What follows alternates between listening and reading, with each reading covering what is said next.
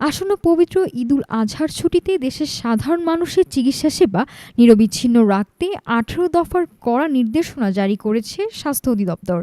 আগামী ২৫ মে থেকে ৩১ মে পর্যন্ত ছুটির দিনগুলোতে হাসপাতালের জরুরি বিভাগ, আইসিইউ, লেবার রুমের পাশাপাশি চলমান পরিস্থিতি বিবেচনায় হাম আইসোলেশন ওয়ার্ড সার্বক্ষণিক চালু রাখার নির্দেশ দেওয়া হয়েছে।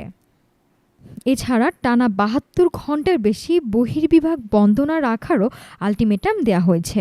ঈদের আনন্দ যখন দেশ জুড়ে, তখন যেন সাধারণ মানুষ হাসপাতালের দোরগোড়ায় এসে চিকিৎসা সেবা থেকে বঞ্চিত না হন, সেজন্য আগেভাগে কঠোর অবস্থান নিয়েছে স্বাস্থ্য অধিদপ্তর।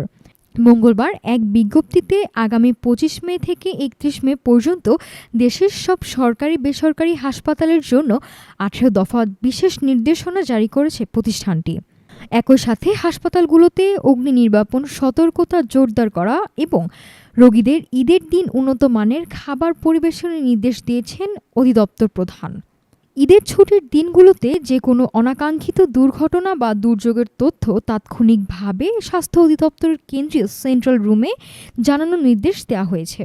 স্বাস্থ্য প্রশাসনের এই কঠোর তদারকি মাঠ পর্যায়ে শতভাগ বাস্তবায়িত হলে উৎসবের দিনগুলোতে দেশের স্বাস্থ্য খাত বড় ধরনের বিপর্যয় থেকে মুক্ত থাকবে বলে মনে করছেন সংশ্লিষ্টরা।